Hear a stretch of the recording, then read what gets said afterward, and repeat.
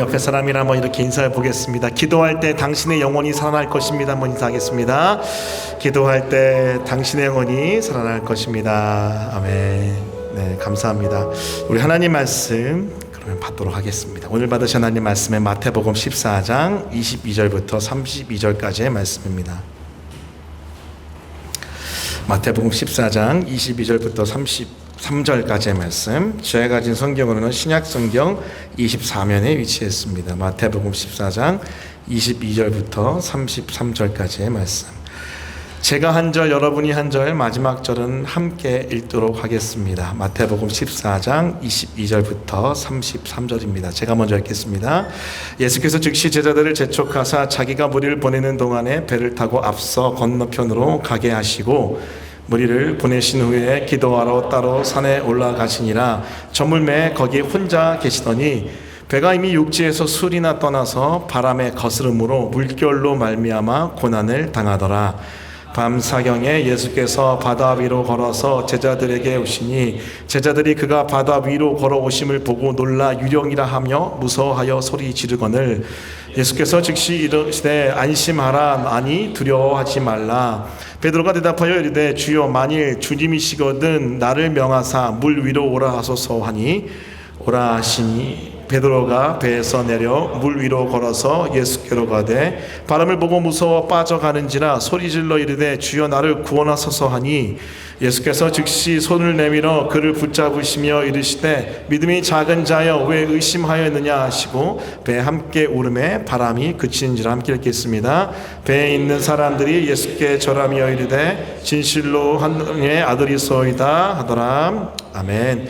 네, 오늘은 마태복음 14장 22절부터 33절까지의 말씀을 본문으로 가스펠 프로젝트 신약 두 번째 책입니다. 기적을 베푸신 예수님, 구가에 해당되죠. 무리를 걸으시다, 무리를 걸으시다 해당되는 말씀 증거하도록 하겠습니다.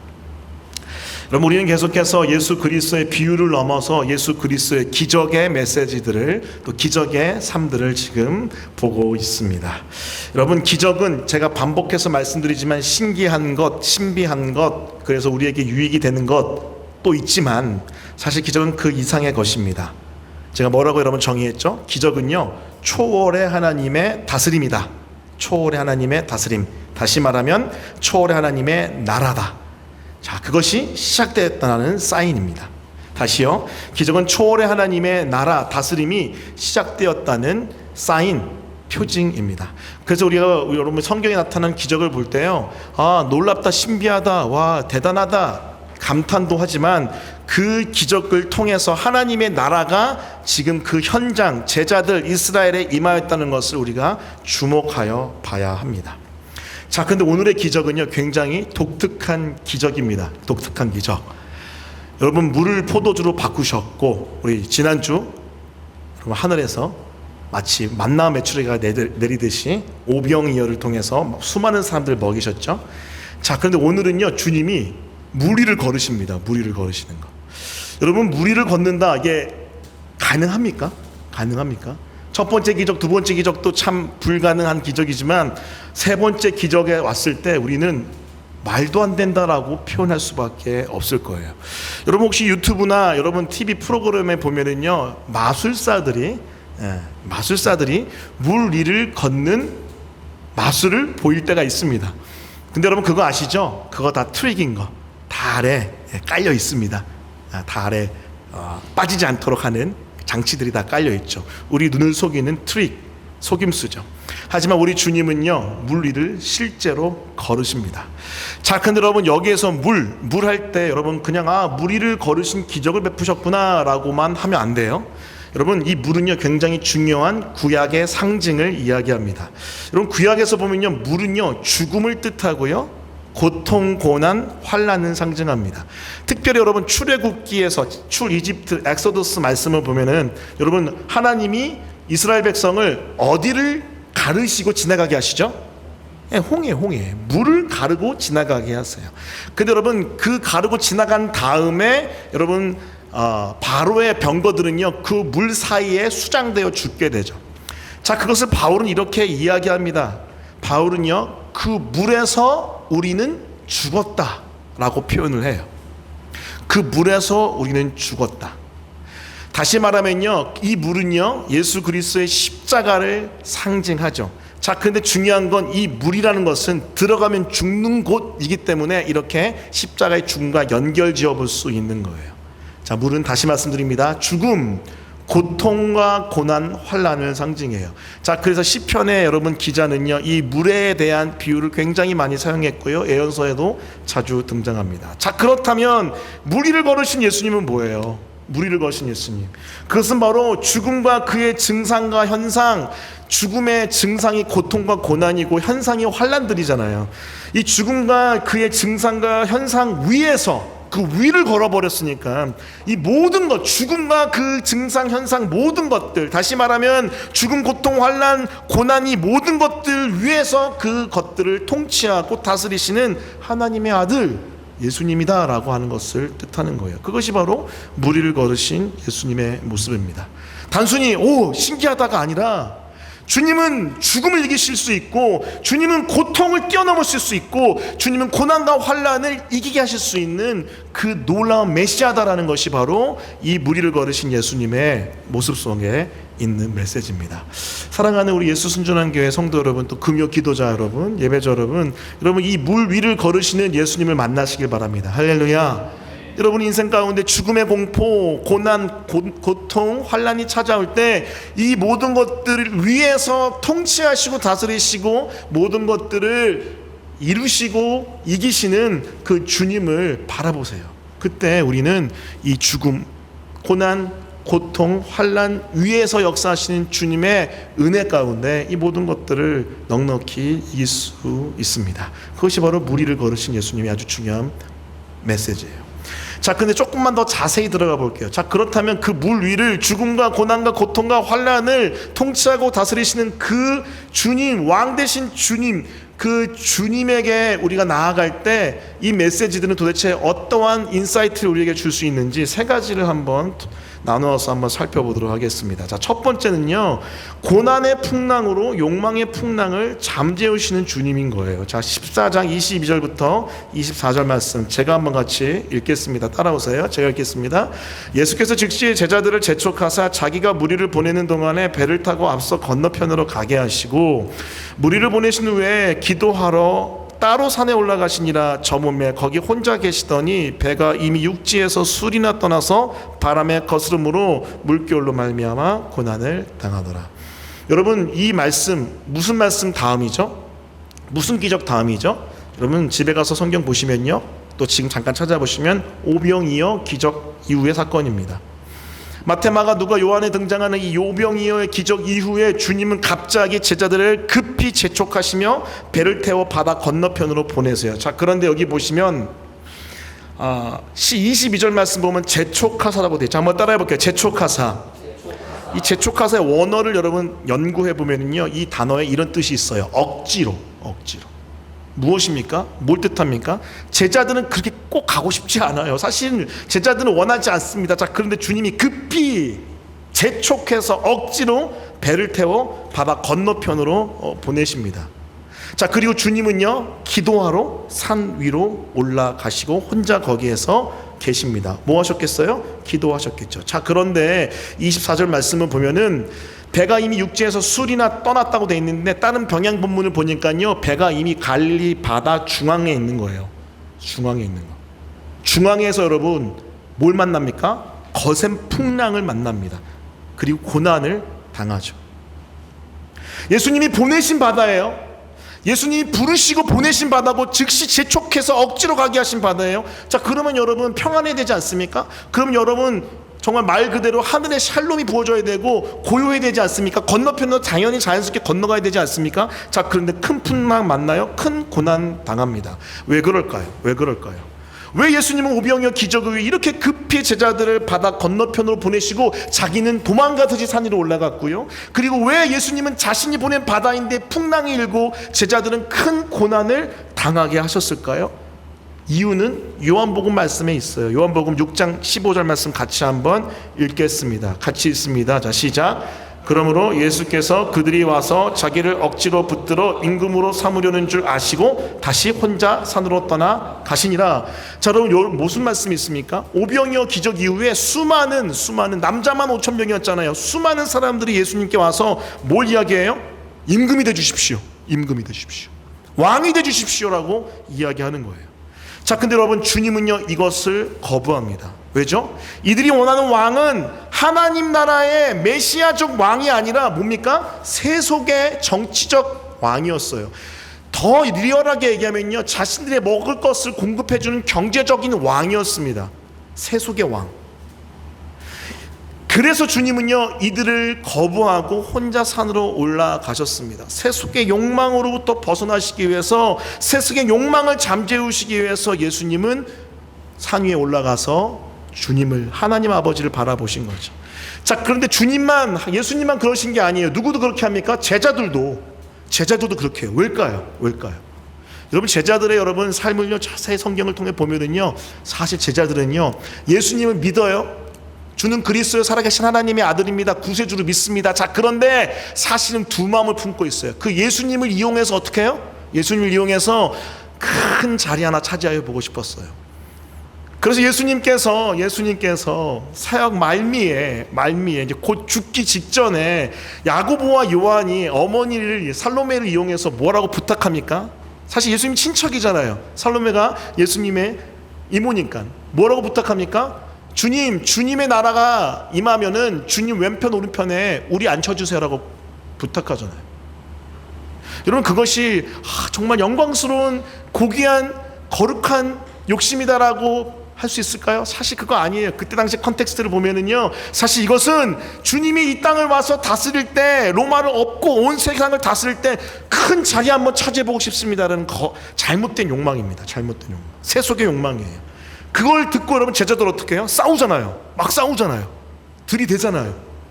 왜요? 제자들 안에 세속의 욕망이 있으니까. 자, 그런데 오늘 본문, 그 제자들을 생각하면서 오늘 본문을 보면은요, 오병이의 기적 이후에 이 제자들 흥분했을 거예요. 특히 그 기적의 현장에 동참했잖아요. 지난주 설교 기억나시죠? 동참했잖아요. 자신들이 예수님의 떡과 물고기를 받아서 나눠줬잖아요. 그렇기 때문에 자신의 손에서 놀라운 기적이 일어나는 걸 보면서, 와 대박이다, 와 나 진짜 한몫할 수 있겠다, 나 예수님 왕 되면 나 진짜 큰 사람, 큰 일꾼 될 수 있겠다, 이런 욕망으로 가득 찼을 거예요. 자, 그래 주님이 어떻게 해요? 급히 재촉해서 억지로 그 욕망의 현장, 아이러니 않습니까? 아이러니하지 않아요? 기적의 현장인데 욕망의 현장으로 바뀌어버리는, 이 죄가 이렇게 무섭습니다. 하나님 나라가 임하고 기적이 일어나고 하나님의 은혜가 임하는 그 현장에서 욕망의 세속의 덩어리들이 튀어나오는 것, 이것이 우리 죄의 모습이에요. 기적의 현장에서 욕망의 현장으로 바뀌어버린 그것으로부터 꺼내가지고 바다 중앙으로 내몰아버리세요. 자, 그런데 거기만 있는 것, 그것만 한 것이 아닙니다. 주님은 이 세속의 욕망으로부터 벗어나게만 한 것이 아니라 이 세속의 욕망의 파도를 잠재우기 위해서 고난의 파도를 어마어마한 파도를 불러 일으키시는 거죠. 이 고난의 풍랑 속에서 제자들 마음속에 있는 세속 욕망의 풍랑을 잠재우신 겁니다. 이게 바로 주님의 방법이에요. 여러분 기억하십시오. 주님은 때론 고난의 풍랑으로 우리를 인도하십니다. 어쩔 땐 억지로.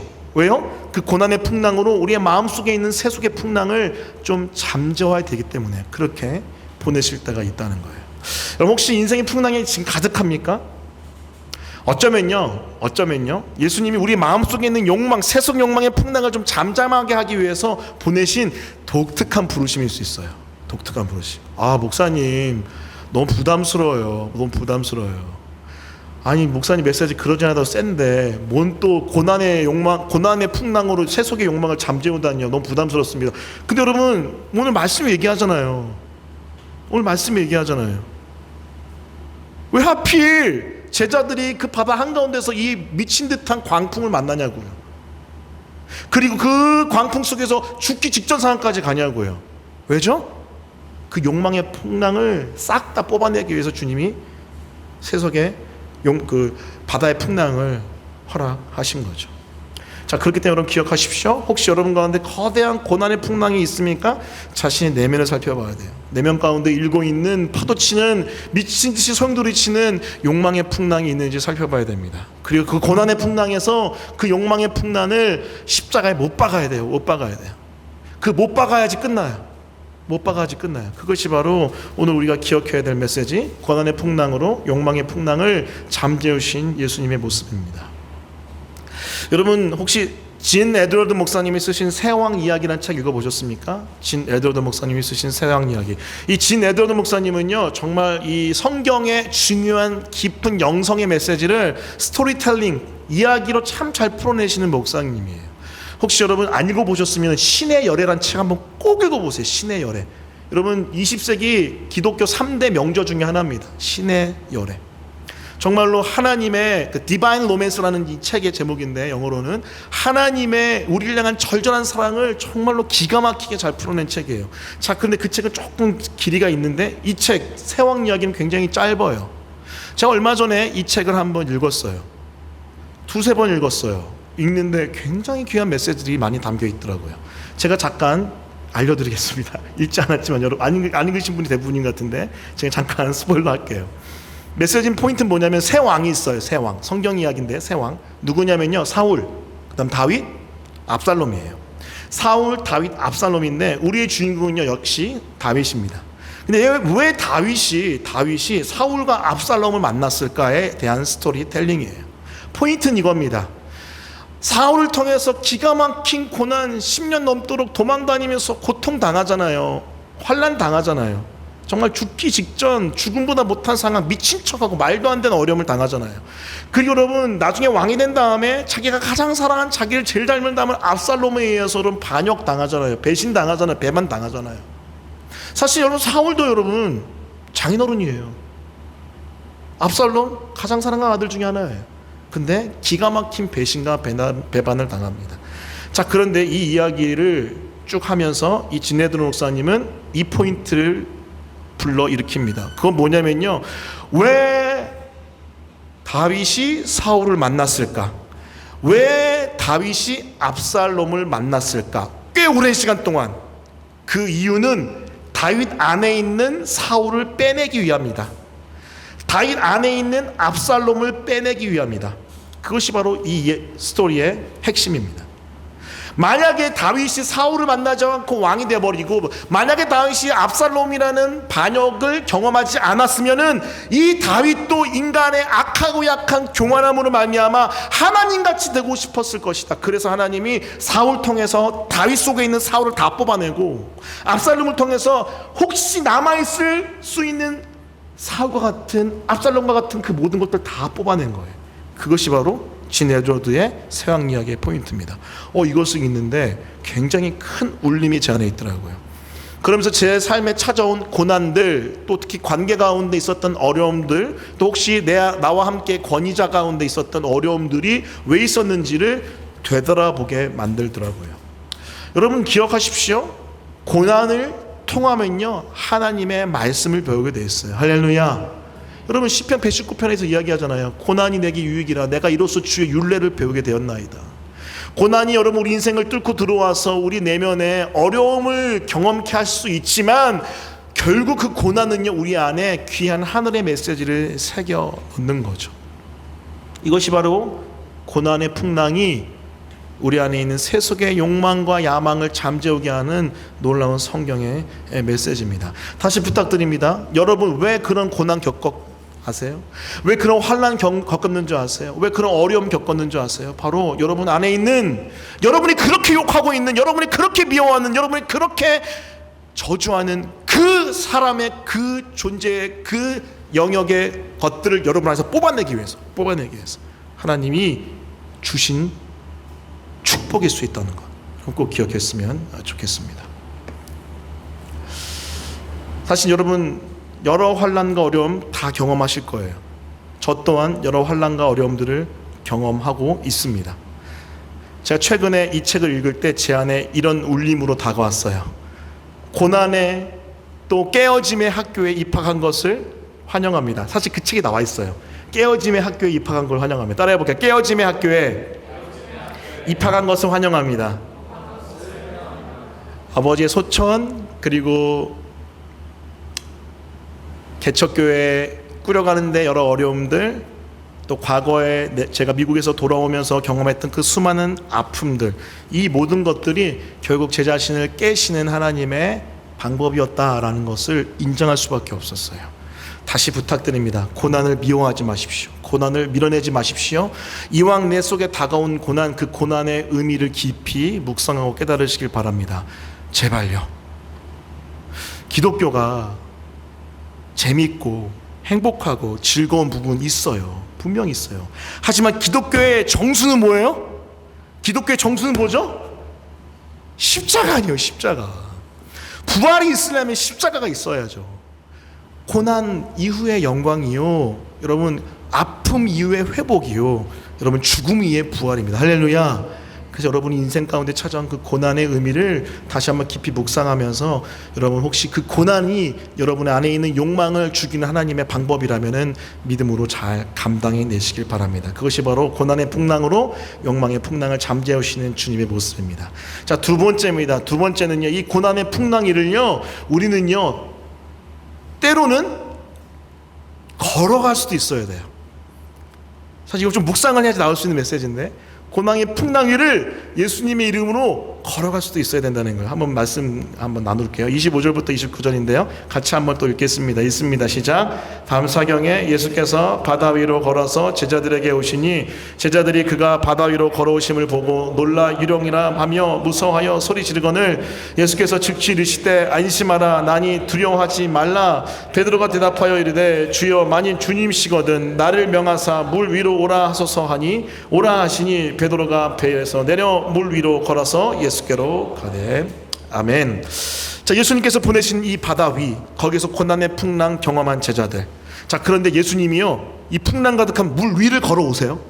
물 위를 걸어오십니다. 그 고난, 죽음, 어려움, 환난을 뚫고 그 위를 걸어오시는 거죠. 자, 근데 여러분, 물 위를 걸으신 예수님 보고 제자들이 얼마나 놀랐겠어요. 유령이다. 놀라서 그냥 깜짝 놀라서 덜덜덜 무서움에 빠진 제자들. 하지만 주님 뭐라 그러죠? 나니 두려워 말라. 안심하라 나니 두려워 말라. 사실 이 원어를 보면 이게 굉장히 중요한 표현인데 사실 안심하라 나니 두려워하지 말라는 나다, 에고에이미, 나는 나이다 라는 에고에이미가 이 안에 들어있어요. 에고에이미는요 사실은 하나님의 아들이라는 굉장히 독특한 표현 방법입니다. 자, 여하튼 안심하라 나니 두려워하지 말라라고 말씀하시며 그들을 진정시킨 예수님. 예수는 여전히 바다 위에 계세요. 자, 그런데 여기서 베드로가 이상한 요청을 해요. 여러분, 베드로는 자세히 연구해 보면요 좀 이상합니다. 이 기독교 안에서의 거룩한 또라이라고 할 수 있을까요? 맑은 눈의 광인? 약간 그런 컨셉이에요. 여기 가만히 배에 있으면 주님 오시면 그냥 잠잠해지고 그러면 되는데, 이 베드로가 뭐라고 얘기했냐면요, 28절 말씀 보세요. 28절 다 같이 읽겠습니다. 자, 시작. 베드로가 대답하여 이르되 주여 만일 주님이시거든 나를 명하사 물 위로 오라 하소서 하니. 이 미친 사람 아닙니까? 빠지면 어떡하려고? 이해가 안 가요. 근데 더한 것은 주님이세요. 29절 오라 와. 그래서 베드로가 어떻게 됩니까? 베드로가 배에서 내려 물 위로 걸어서 예수께로 가되. 와, 여러분 놀라운 장면이 등장합니다. 하나님의 아들 예수 그리스도뿐만이 아니라 그 예수 그리스도의 명령 말씀을 들은 이 베드로도 물 위를 걷기 시작한 거예요. 자, 그런데 여러분 저는 여기서 아주 중요한 인사이트를 하나 깨달았어요. 인생 항해길에서 이 고난의 풍랑이 막 올 때, 인생길에서 어려움의 환난의 시간이 찾아올 때 우리는 보통 고난의 풍랑을 멈춰 주십시오 라고 기도하잖아요. 근데 여러분 베드로의 기도를 보니까요 그런 기도 말고 이런 기도가 있더라고요. 뭐냐면요, 멈추지 않는 고난의 풍랑 위를 걷게 해주십시오. 이런 기도가 있더라고요. 야, 이걸 묵상하는데 제가 눈이 번쩍 떠졌어요. 자, 보세요. 풍랑은 여전합니다. 그렇죠? 비바람 막 몰아치고 막 지금 파도는 어마어마해요. 풍랑 어마어마합니다. 자, 그런데 예수님은 하나님의 아들이니까 그 풍랑 위를 다스리시는, 죽음 위를, 고난 환난 위를 다스리시는 주님이시잖아요. 자, 근데 베드로는 그 주님 앞에 이거 멈춰주세요로 기도하는 게 맞지 않아요? 자, 그런데 베드로는 뭘 요청하냐면 풍랑이 나도 걷게 해주세요. 고난이 계속 찾아와도 유유히 걷는 내가 되길 원합니다. 좀 더 적용적으로 보면 고난이 와도 환난이 와도 평안하고 내 안이 평온한 그런 영성을 구합니다. 지금 그런 요청을 하는 거죠. 우리는 보통 고난의 풍랑이 멈추지 않고 계속될 때 지치고 상하고 낙심하고 낙담합니다. 퍼져요. 퍼지고 퍼집니다. 힘들어. 그래서 여러분, 우리가 이때 필요한 기도는 고난이 멈추게 해주세요라는 기도 필요해요. 필요해요. 자, 그런데 때로는 이런 기도도 해볼 수 있을 것 같아요. 사실 고난이 멈추게 해달라고 계속 기도해도 안 될 때 있잖아요. 진짜 우리 주님 너무하시네. 주님 미치겠습니다. 죽기 직전입니다. 막 그런 상황 많잖아요. 자, 그런데 그때 필요한 기도가 뭐냐면요, 고난 위를 걷게 해주세요. 풍랑 위를 걷게 해주세요라는 기도가 필요하지 않을까요? 고난의 풍랑이 멈추지 않더라도 고난의 풍랑 위를 유유히 걷는 기도. 이 기도를 발견했어요. 뭡니까? 고난을 예수님의 이름으로 견뎌내고 이겨내고 고난 안 끝났어요. 고난 속에서도 안심과 평온을 누리는 영성. 이것이 바로 베드로가 구했던 기도의 모습이라고 저는 생각해요. 그래서 이렇게 타이틀을 붙여본 거예요. 따라해 볼게요. 고난의 풍랑 위를 주님의 이름으로 걸으라. 여러분, 이런 기도 여러분 하셨으면 좋겠어요. 혹시 고난이 아직 너무 계속돼서 미칠 것 같습니까? 환난이 멈추지 않고 계속해서 점점 더 커집니까? 그러면 어쩌면 여러분, 주님이 이런 기도 하길 원하신 걸 수도 있어요.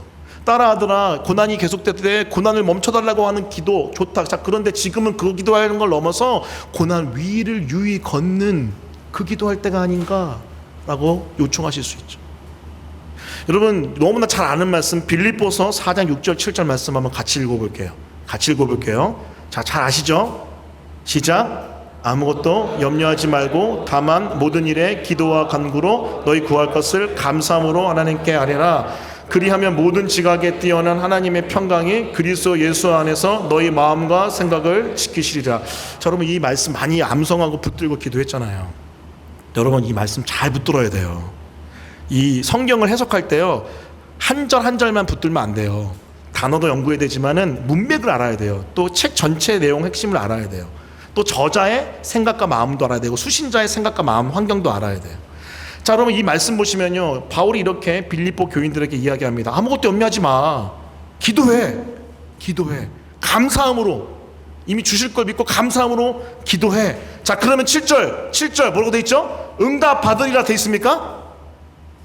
우리는 그렇게 하고 생각하는데 그거 아니에요. 사실 이 7절에 살짝 홀리 트윅이 숨어 있는데, 자, 7절 보세요. 다 같이 읽어볼게요. 시작. 그리하면 모든 지각에 뛰어난 하나님의 평강이 그리스도 예수 안에서 너희 마음과 생각을 지키시리라. 자, 주님이 응답하시겠죠. 자, 근데 응답한다는 표현 여기 등장하지 않아요. 자, 7절은요 뭘 이야기하냐면은, 자, 그렇게 아무것도 염려 말고 기도 간구 구할 것 믿음으로 감사한 가운데 하나님께 아뢰면 응답 있기 전에 뭐가 먼저 부어져요? 모든 지각에 뛰어난 하나님의 평강, 샬롬이 마음과 생각 지킨대요.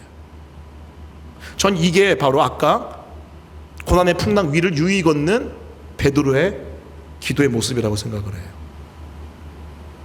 여러분, 너무 놀라운 영성 아닙니까? 자, 근데 이 빌립보서 4장 6절 7절 어디서 썼어요? 어디서 바울이 썼죠? 감옥에서 썼어요. 감옥에서 지금 로마의 감옥에 갇혀서 손이 지금 이 군인과 묶인 채로, 물론 같은 연금 당했다고 학자들은 이야기해요. 두 번째 감옥은 이제 아예 지하 감옥에 갇혔는데 이건 첫 번째 감옥이라고 얘기하는데, 같은 연금 당해서 24시간 감시당하고 있고, 그리고 계속해서 밖에 못 나가고 갇혀 있는 상황이에요. 자, 그런데 염려 가득하고 너무나 답답하고 빨리 풀어주세요라는 기도할 것 같지 않아요? 자, 그런데 바울은 뭘 이야기해요? 자, 그 전에 이렇게 간구하면은 평안이 임해. 똑같이 변하지 않아요. 갇혀 있는 건 변하지 않아요. 답답해요. 힘들어요. 자, 그런데 마음은 샬롬해요. 평안해요. 이게 바로 바다 위를 유유히 걷는 평안과 안심의 영성입니다. 빌립보서 여러분 4장의 말씀, 전후의 말씀 계속 보세요. 기뻐하라, 주 안에서 기뻐하라. 감옥에서. 말이 돼요? 비슷한 맥락이죠? 갇혀있지만 갇혀있지 않은, 슬프지만 기쁜, 풍랑이 가득하지만 풍랑 위에서 노는 이 영성이 바로 바울이 이야기하는 영성입니다. 전 여러분이 이런 영성의 수준까지 갔으면 좋겠습니다. 오늘 여러분 기도할 때 하나님 멈춰주세요, 하나님 그만하게 해주세요, 하나님 건져주세요. 중요합니다. 중요해요. 꼭 그렇게 기도하세요. 자, 그런데 한 단계 위의 기도를 알려드릴게요. 주님, 이 고난이 지속되더라도 마음의 평안을 허락해 주십시오. 내 마음과 생각을 주님의 샬롬으로 지켜주십시오. 이게 바로 더 수준 높은 기도인 거죠. 할렐루야. 이런 기도로 여러분이 하나님 앞에 나아갔으면 좋겠습니다. 여러분, 지난 주일날 2층이 무너졌어요. 여기 2층 우리 국가기도운동본부 조지 뮬러 아카데미, 거기에서 이제 5시 반부터 기도회 하시거든요. 주일날 한 20명 정도, 15에서 20명 정도 되는 우리 사실은 믿음의 선배님들이에요. 다 65세 이상의 선배님들이 모이셔서 나라와 민족을 기도하시는데, 기도 막바지에 갑자기 저희가 3층에서 지금 그 기초양육 하고 있었거든요. 3층에서 하고 있었는데 갑자기 어떤 한 분이 막 올라오시는 거예요. 그러더니 사실 이제 목사님이신 것 같은데 나이가 70대예요. 내려가야 돼요, 내려가야 돼요, 건물이 무너지고 있어요, 막 그러는 거예요. 그래서 우리 깜짝 놀라가지고 막 일단 짐을 싸서 나왔어요. 나와서 막 1층에 내려갔는데, 근데 무너지면 3층도 막 흔들리고 막 이렇게 해야 되는데 이상하다 해가지고 2층 내려가면서 봤어요. 봤는데 인테리어가 주저앉았더라고요. 인테리어가. 그래서 탁 내려오는데 이거 아닌 것 같은데 해서 아무튼 막 대화하다 결론은 이제 목사님이, 교수님께서 이제 기도를 마무리하시고, 이제 그분들이 마지막 기도를 못 하셨기 때문에 마무리하시고, 이제 우리는 저기 이디야 가서 우리 계속 이후에 성경 공부를 했습니다. 제자 기초양육을 했는데, 근데 이제 지체들이 목사님 이거 우리 있을 수 있냐고 또 우리 주중에 또 염려 섞인 게 연락도 받고 했는데 지금 괜찮다고 했어요. 괜찮다고. 예. 월요일 날은 그 안전진단 검사한 걸로 알고 있고 괜찮습니다. 건물은 괜찮은데, 근데 2층에 그 무너지는 건물을 그 인테리어를 보고 지금도 똑같이 돼 있어요. 내일 물어보려고 여기 와서 어떻게 하실 건지. 예. 근데 이제 그걸 보면서 지난번에 불 났죠, 홍수 났죠, 이제 건물도 막 이제 무너지고 막 그러는 거예요. 그래서 우리 성도들 참 불안하겠다 하는 생각도 사실은 들었습니다. 여러분 그거 아세요? 저 옛날에 안 그랬는데 요즘에는요, 개척교회 목사여서 그런지 이런 일 한번 생기면요 괜히 막 마음이 그래요. 솔직하게 얘기하기다. 솔직하게 얘기하는 스타일이니까 마음이 사실 불편해요. 주님 왜 이러시지? 속으로 막 물불까지는 괜찮았는데 무너지면 어떡하라고. 물론 그러지 않죠. 근데 괜히 서러운 거야. 괜히 막 섭섭하고. 근데 오늘 말씀에 의지해서 한번 이렇게 선포해 보려고 합니다. 그 위에서 한번 놀아보자고요. 물 위에서 놀아보고, 불 위에서 놀아보고, 우리 이사야 43장에 나와 있잖아요. 물불이 우리를 엄몰치 못하고 사르지 못한다고. 무너지면 그 위에 올라가 있으면 되죠. 그렇죠? 할렐루야. 무너지지 않을 거예요. 걱정하지 마요. 그런 샬롬 영성, 샬롬의 영성이 필요하다는 것을 강조하고 싶은 겁니다. 제 제자나 아니면은 지인 중에 온라인 유튜브로 이 설교를 들은 분이 적지 않더라고요. 꽤 있어요. 그래서 오늘 막 이렇게 카톡으로 얘기하는데, 목사님 이사는 잘하셨나요? 제가 그 지책에 알리진 않았는데 오늘 이 설교를 듣고 목사님 건물 괜찮나요? 라고 이제 연락 올 것 같은데, 중요한 건 그거 같아요. 그럼에도 불구하고 정말 막막하고 때로는 불안하고 염려 가득한 순간이 있지만은 하나님께 다 내어 맡기며, 여전히 고난이 있어요. 그 고난 있지만 고난 위에서 하늘의 샬롬으로 그 고난을 유유히 걷는 것, 그것이 우리가 추구해야 될 영성이라고 생각합니다. 여러분이 또 그런 영성을 소유하는 우리 예수 순전한 교회의 교인들 됐으면 좋겠습니다. 할렐루야. 그것이 우리가 두 번째 기억해야 될 고난의 풍랑 위를 주님의 이름으로 걷는 영성의 모습입니다. 자, 마지막 세 번째입니다. 마지막 세 번째는요, 따라해 보겠습니다. 고난을 보지 말고 예수님을 바라보라. 자, 마태복음 14장 30절부터 33절 같이 읽겠습니다. 자, 시작. 바람을 보고 무서워 빠져가는지라.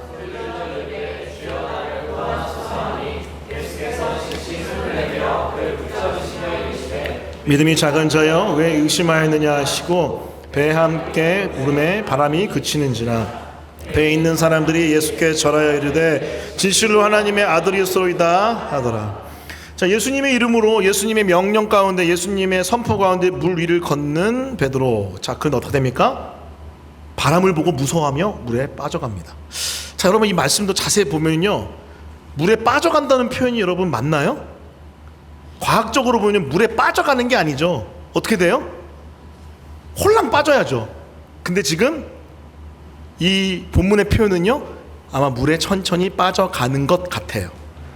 자, 여하튼 자, 그렇게 물에 빠져간 베드로는 주님께 구원을 요청합니다. 주여 나를 구원하소서라고 구원을 요청해요. 자, 그때 주님 31절 보면은 즉시 손을 내밀어서 붙잡으시면서 그를 구원해 내십니다. 자, 그런데 왜 이렇게 베드로가 물에 빠져갔을까요? 말씀을 보니까요, 이렇게 정리할 수 있어요. 지금 베드로는요, 예수님만 봐야 돼요. 나를 부르신 주님만 봐야 돼요. 고난의 풍랑 위를 유유히 걷는 영성은 주님만 봐야 되는데 고난을 본 거예요. 그래서 어떻게 돼요? 무섭고 특히 의심이 생겨서 내가 지금 뭐 하고 있는 거지?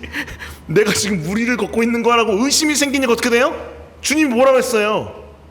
31절 믿음이 작은 자여 왜 의심하였느냐라고 하잖아요.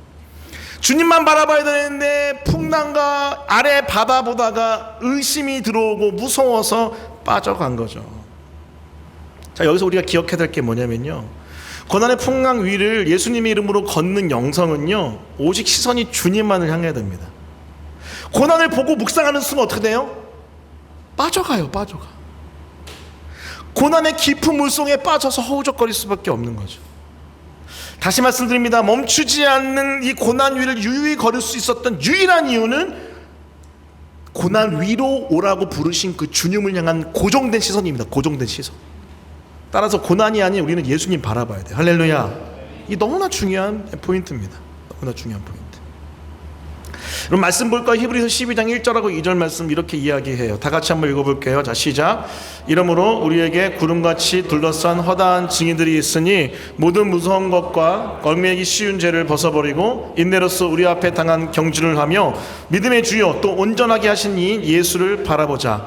그는 그 앞에 있는 기쁨을 위하여 십자가를 참으사 부끄러움을 개의치 아니하시더니 하나님 보좌 우편에 앉으셨느니라. 아멘. 자, 히브리서 11장 말씀을 쭉 보면은요, 결국 믿음에 대한 이야기를 쭉 합니다. 믿음은 바라는 것들의 실상이요 보이지 않는 것들의 증거니 하면서 이 모든 세계가 보이지 않는 하나님 말씀으로 이 보이는 세계가 지어졌다. 그 하나님의 말씀을 붙드는 믿음으로 살아야 된다고 쭉 이야기해요. 왜요? 히브리서 배경은 말도 안 되는 고난의 현장 가운데 있거든요. 예수님이 죽고 부활하신 이후에 한참이 지났어요. 초대교회도 이제 어느 정도 형성된 다음에 어느 정도 시간이 흘렀습니다. 그때 로마 황제의 핍박이 막 다가온 거죠. 그래서 많은 어려움의 순간이 있었어요. 자, 그런데 보이는 이 세상의 나라의 압박과 핍박과 박해에 지지 말고 보이지 않는 하나님의 나라와 그 말씀을 붙드는 믿음으로 승리하자가 히브리서 11장 내용이에요. 자, 그러면서 12장 1절 뭐라고 얘기해요? 구름같이 허다한 증인이 있다. 구름같이 둘러싼 허다한 증인이 있으니까 우리가 우리 앞에 있는 이 경주 지지 말자라고 권면해요. 자, 그러면서 2절 말씀이 중요합니다. 따라해 볼게요. 믿음의 주요 또 온전하게 하신 이 예수를 바라보자. 자, 그런 믿음의 사람들 결국 누구 때문에 버티고 이기고 누가 모델링이에요? 바로 십자가를 참으신 예수님이 모델이잖아요. 그 주님 바라보자는 거죠. 그 주님. 여러분, 고난 중에 고난이 뭐예요? 십자가가 여러분 하이라이트 아닙니까? 절정 아닙니까? 피크 아니에요? 그 고난을 다 견뎌내시고 이겨내시고 그 죽음을 이기신 그 주님 바라봐야지 고난 이길 수 있고 고난 위를 유유히 걸을 수 있는 거죠. 그게 바로 오늘 우리가 기억해야 될 고난이 아닌 예수님 바라보자는 성경의 메시지입니다. 우리 가운데 고난이 다가오면요, 우리는 자꾸 고난을 묵상하는 버릇이 있습니다. 고난을 묵상해요. 여러분, 지금 어떤 고난이 있습니까? 여러분, 재정의 고난, 관계의 고난, 그리고 여러분 여러 가지 직장과 여러분 사람들과 일하는 데 있어서의 고난들, 다양한 여러분 고난이 찾아올 거예요. 자, 그런데 우리는요, 죄인의 버릇 뭐죠? 고난을 계속 묵상을 해요. 다가온 고난, 사건들을 자꾸 묵상해요. 자, 그런데 여러분 기억하셔야 돼요. 여러분, 고난은요, 하나님께서 허용하시고 허락하신 독특한 섭리일 수 있어요. 자, 그래서 그 고난을 바라보는 것이 아니라 고난을 허락하시고 허용하신 그 주님을 바라봐야 돼요. 그리고 그 주님의 눈으로 그 고난을 해석해야 돼요. 그래서 우리들 교회 김양재 목사님 맨날 이야기하잖아요. 고난을 이길 수 있는 방법, 고난을 잘 해석해 보거라. 해석의 신앙이다 라고 얘기하잖아요. 100% 공감해요. 100% 공감해요. 자, 근데 여러분 어떻게 해석하냐고요? 뭘로 해석하냐고요? 예수로 해석해야죠. 예수로. 예수의 십자가로 해석해야죠. 할렐루야. 자, 그래서 여러분 부탁드려요. 고난의 시간에 고난 묵상하지 마시고 예수님 묵상하세요. 예수님. 저는 이런 차원에서 예수 동행 일기 운동을 하시는 우리 선한목자교회 원로 목사님이 되신 유규선 목사님의 사역 참 귀하다고 생각합니다.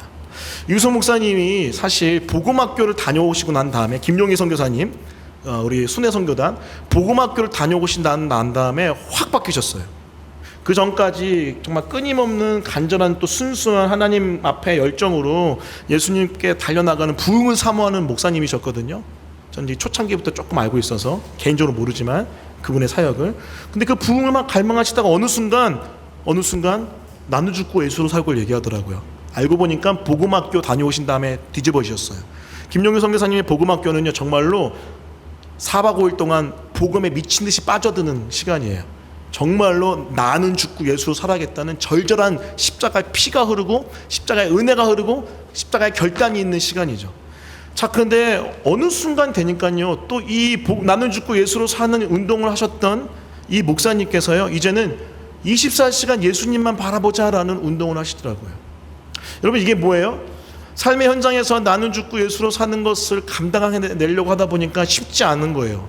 왜 쉽지 않을까 생각해 보니까 내 영적 시선이 자꾸만 세속을 향하는 거예요. 고난을 향하는 거예요. 자, 그러지 말고 나와 함께 죽고 부활해서 나와 지금 살아계신, 내 안에 살아계신 그 주님께 내 시선을 맞추자. 24시간 계속해서 그러면서 그 기록을 쓴 게 예수 동행 영성일기예요. 참 많은 분들이 은혜를 받고 많은 분들이 변화를 경험하고 있다고 합니다. 저도 굉장히 좋은 영성의 훈련이라고 생각을 합니다. 여러분, 왜 이 훈련이 우리에게 많은 인사이트가 있고 많은 메시지들을 줍니까? 그것은 바로 결국 우리가 이 고난을 이겨내고 고난 위를 걸을 수 있는 유일한 이유는요, 우리를 구원하신 예수님 바라보는 것밖에 없어요. 할렐루야. 여러분의 힘으로 여러분 구원을 얻을 수 없습니다. 여러분의 힘으로 고난을 이겨낼 수 없습니다. 여러분의 힘으로 여러분 자신의 구원자 될 수 없어요. 그 고난에서부터 절대 안 됩니다. 자, 그렇기 때문에 나를 붙잡아 주시고 나에게 힘 주시고 나에게 은혜 주시고 나를 지금도 안아주시는 그 주님 계속 바라봐야 돼요. 계속. 사실 고난이 온 이유는요, 예수님만 바라보게 하고 싶어 하시는 주님의 마음이에요. 다시요, 고난이 우리에게 찾아온 이유는요, 다른 그 어떤 것도 아니 오직 예수님만 바라보라는 주님의 거룩한 훈련인 거죠. 할렐루야. 자, 그래서 여기 보면은 우리 옛날 거에 써져 있었는데, 예수 순전한 교회 아래 히브리서 12장 2절하고 믿음의 주여 온전케 하신 예수만 바라보자가 되어 있어요. 예수 순전한 교회가 어떤 교회입니까? 처음 오신 예수 그리스도를 기뻐하며 다시 오실 예수 그리스도를 기대하며 그 예수님만을 계속해서 바라보고 앙모하는 것, 그 교회가 바로 예수 순전한 교회예요. 자, 그럴 때 우리는 고난을 감당해낼 수 있는 줄 믿습니다. 할렐루야. 그럼 다시 부탁드립니다. 고난이 온 이유 오직 예수님만 바라보는 하나님의 뜻이요, 고난을 이기고 또 고난을 견디고 버틸 수 있는 유일한 방법, 고난을 뛰어넘으시는 십자가의 주님 예수 그리스도를 묵상하는 방법밖에 없어요. 자, 그것을 통하여 우리에게 주어진 여러 환난과 어려움과 고난의 풍랑을 감당해내고 견뎌내고 이겨내고 또 승리하는 여러분이 되기를 간절히 부탁드립니다. 그런 은혜가 있기를 예수 그리스도 이름으로 축원합니다. 자, 말씀 기억하며 우리 세 가지 기도했으면 좋겠는데, 첫 번째는 고난의 풍랑으로 욕망의 풍랑을 잠재우다고요. 두 번째는 고난의 풍랑 위를 주님의 이름으로 걸으라. 세 번째는 고난을 보지 말고 예수님을 바라보랍니다. 무리를 걸으신 죽음과 고난과 고통과 환난을 다스리시는 예수 그리스도, 죽음의 모든 것들을 통치하고 이겨버리신 그 예수 그리스도를 기억하면서 우리에게 찾아온 고난을 우리가 감당해내는 여러분 됐으면 좋겠습니다. 우리 기억하면서 우리 찬양하겠습니다. 주품에 우리 고백하십시다.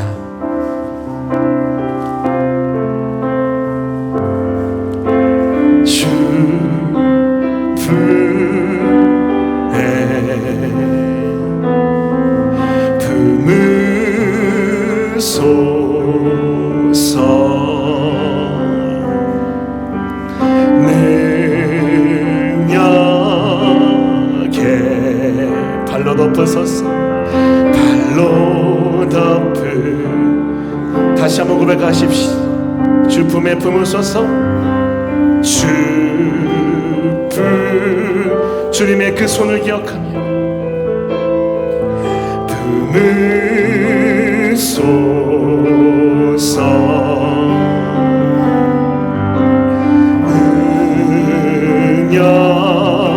능력에 발로 덮으소서.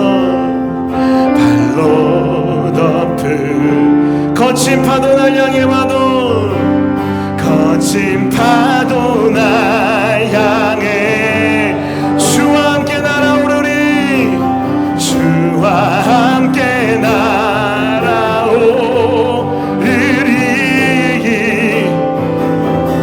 가운데 나의 영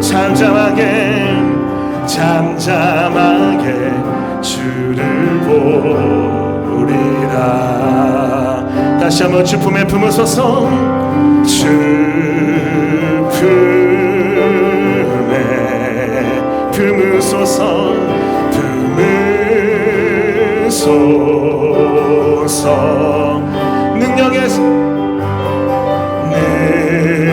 능력 발로 덮으소서.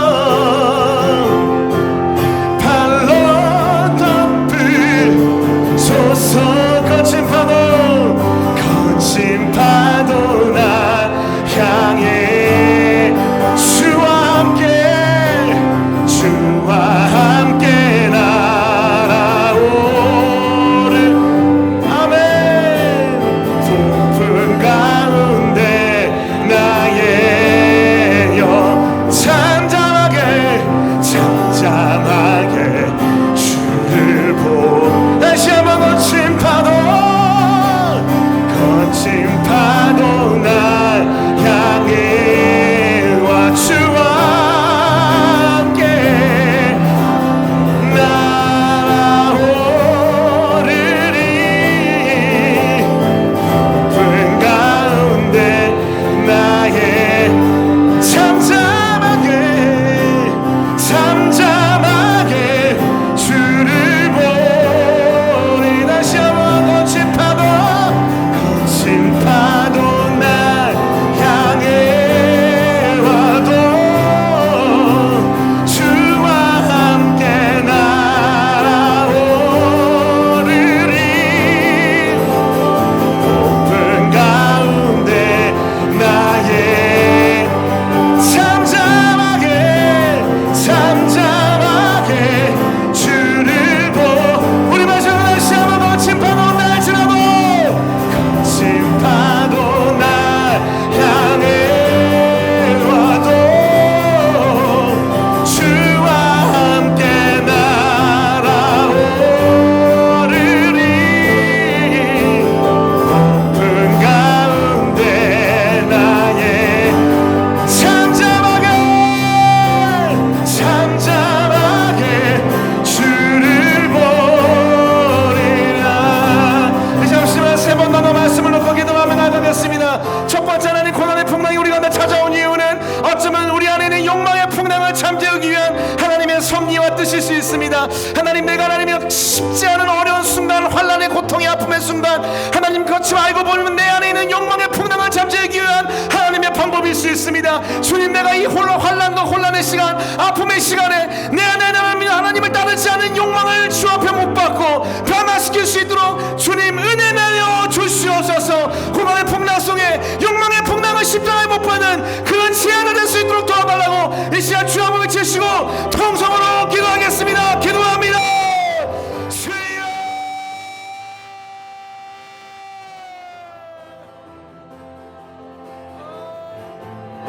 이 시간 계속해서 두 번째 기도하며 나갈 때 주님, 때로는 고난의 풍랑이 멈추지 않는 때 하나님, 우리가 예수님의 이름으로 고난의 풍랑이를 온유하고 담대하게, 때로는 하나님 유유하게 평온하고 안심이 가까운데 걸을 수 있도록 역사하여 주시옵소서. 아무것도 염려하지 말고 모든 일에 기도와 간구 너희 구할 것을 감사함으로 하나님께 아니라 그리하면 모든 지각에 뛰어난 하나님의 평강에 그리스도 예수 안에서 너희 마음과 생각을 지키시리라. 하나님, 고난이 멈추지 않다 할지라도 예수님의 이름으로 고난 위를 유유히 걷는 믿음의 사람 될 수 있도록 도와달라고 이 시간 주 한번 주시고 통성으로 기도합니다. 기도하겠습니다. 주여.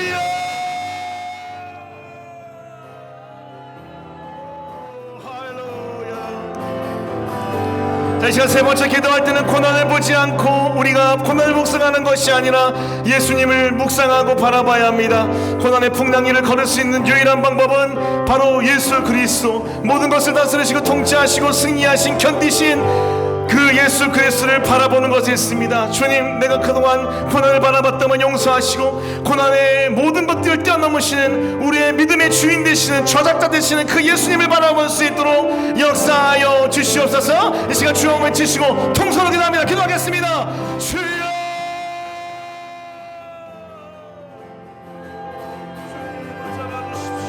붙잡아 주십시오. 할렐루야.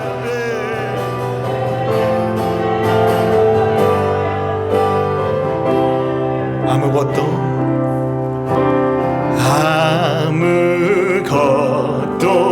두려워 말라. 주 나의 하나님이 지켜주시네. 놀라지 마라, 놀라지 마라, 겁내지 마라. 주님 나를 지켜주시네. 다시 한번 믿음으로 아무것도 두려워 말라. 아무것도 두려워 말라. 주 나의 하나님이 지켜주시. 놀라지 마라, 놀라지 마라, 겁내지 마라.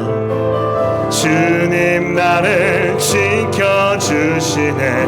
내 마음이 힘에 겨워 지칠지라도, 내 마음이 힘에 겨워 지칠지라도 주님 나를 지켜주시네.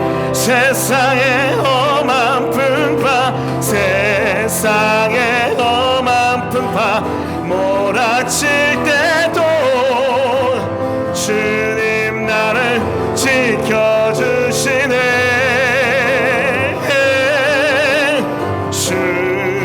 주님은 나의 사서, 주님은 나의 요새, 주님은 나의 소망, 나의 힘이 되신 여호와. 내 맘에 힘이 겨워 지칠지라도, 내 맘에 힘에 겨워 지칠지라도 주님 나를 지켜주시네. 세상의 험한 풍파, 세상의 험한 풍파 몰아칠 때도 주님 나를 지켜주시네.